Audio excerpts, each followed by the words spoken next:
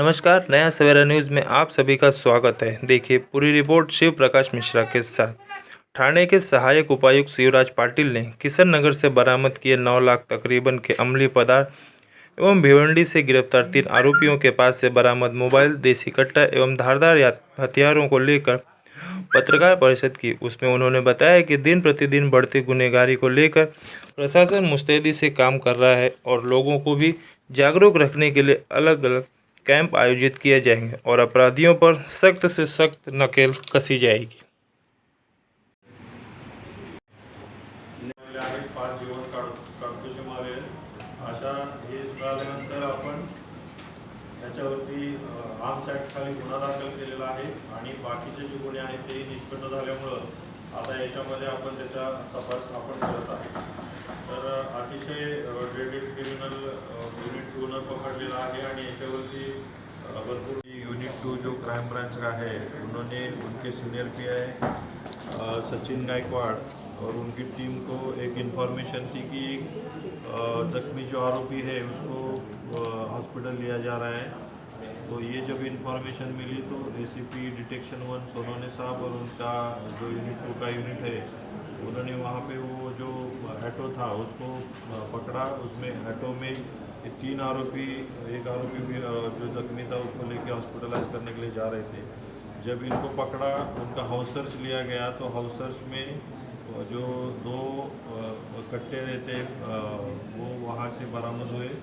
लगभग 10 एक के आसपास ये चाकू और चूड़ियाँ उसके पास से बरामद हुई और लगभग 13 मोबाइल वहाँ से बरामद हुए। तो इनका इन्वेस्टिगेशन आगे करते वक्त ऐसा पता चला कि ये जो आरोपी मेन जो नौशाद अंसारी है और इसके ऊपर पहले लगभग 8 गुने दाखिल थे जिसमें रॉबरी और अटेम्प्ट टू मर्डर है, जिसमें कोई शनाख्त नहीं हुई थी, डिटेक्शन नहीं हुआ था।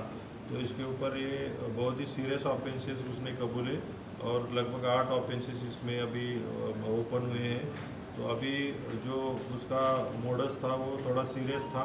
वो चाकू से या छुरी से विक्टिम के ऊपर हमला करके जो उसके पास कुछ पैसा है या कुछ जेवरात है वो वहाँ से लूट ले रहा था। तो अभी ये जो आरोपी हमारे ताबे में है वो अभी भी फिशार में भी है। अभी आगे जाके इनके ऊपर कोई एक मोटी प्रिवेंटिव एक्शन भी हम प्रपोज कर रहे हैं और भी कुछ इसमें उन्हें उगड़ के आने की संभावना है तो उसके हिसाब से भी इन्वेस्टिगेशन जारी है। सर आरोपी का बैकग्राउंड क्या ये नशे का आदी था तो लोगों पर हमला करता था? थोड़ा सा इसमें पाया जा रहा है कि ये जो मेन आरोपी है वो थोड़ा नशा करता था और नशे में भी ये काम करता था और जो भी कुछ पिटी मनी या कुछ ऐसे जवाहरात मिलते थे वो बेच के वो गुजारा करता था। सेक्टर में यूनिट 5 क्राइम ब्रांच का जो है उन्होंने बहुत ही अच्छी कार्रवाई नार्कोटिक ड्रग के खिलाफ की है। उनको इन्फॉर्मेशन थी कि किशन नगर परिसर में कुछ जो आरोपी है वहाँ पे वो ड्रग पेडलिंग के लिए आ रहे हैं, बेचने के लिए आ रहे हैं। उन्होंने ट्रैप आयोजित किया तो ट्रैप में 3 आरोपी 2 मोटरसाइकिल के ऊपर वहाँ पे आए थे। तो उनको वहाँ पे हमने डिटेन किया।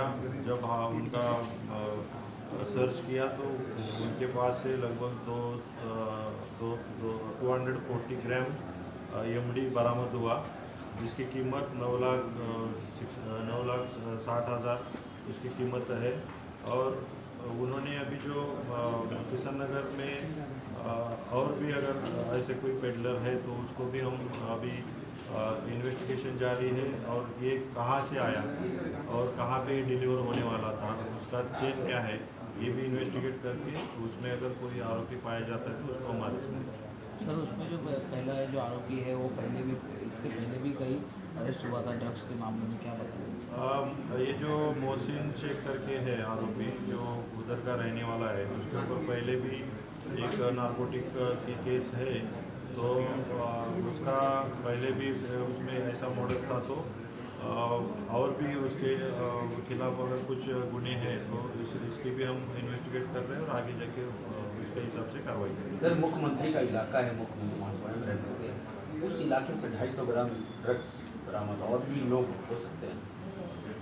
ऐसा कौन सा इलाका है कुछ इम्पोर्टेंट नहीं है। जो मैंने आपको मोडस बताई, ये जो ड्रग पेडलर रहते हैं वो कहाँ से उनको अगर कोई कस्टमर फ़ोन करता है कि मुझे ये चाहिए तो वो वहाँ पे जाके डिलीवर करते हैं। वो बाहर से लाते हैं और यहाँ पे डिलीवर करते हैं। तो जहाँ पे वो जो कस्टमर है उसको वो डिलीवर किया जाता है। तो ये ऐसा कुछ बोल नहीं सकते कि इधर ही ज़्यादा बड़ा है। पहले भी हमने केसेस देखे हुए हैं कि बाहर भी है, बाहर के एरिया में भी है, वहाँ पे भी ये इनको बुलाया गया, वहाँ पे भी वो बेचते थे। तो ऐसा पर्टिकुलर एरिया हम कुछ हम ये कर नहीं सकते। और सर सबसे बड़ा रॉकेट हो सकता है। निश्चित रूप से ड्रग का कोई भी केस रहेगा तो वहाँ पे एक बड़ा रैकेट रहता है, वहाँ पे बड़ी चेन रहती है। जहाँ से भी आया, जहाँ पे वो प्रोडक्शन हुआ, तो ये सब इन्वेस्टिगेशन आगे जाके ये केस में भी होगा। और सर इन इनके लोगों को ऊपर खुलासे नकेल के कसने के ऊपर लिए कुछ ऐसा प्रशासन की तरफ से क्या कदम उठाए जा रहे थे? ये जो ड्रग पेडलर है, इन लोगों के ऊपर नकेल कसने के लिए प्रशासन की तरफ से क्या निश्चित कदम? रूप से निश्चित रूप से जो ड्रग पेडलिंग है उसके ऊपर जहाँ पे भी हमें इंफॉर्मेशन मिलती है उसके खिलाफ हम कार्रवाई करते हैं। अब तक लगभग यूनिट 5 ने भी बहुत सारे केसेस किए हैं। हमारे एंटी नार्कोटिक सेल है, उन्होंने भी बहुत सारे केसेस किए हैं। हर एक यूनिट, हर एक पुलिस स्टेशन उसके ऊपर कार्रवाई कर रहा है। तो पूरी तरीके से इसको डिटेक्शन करना ये हमारे हाथ में है।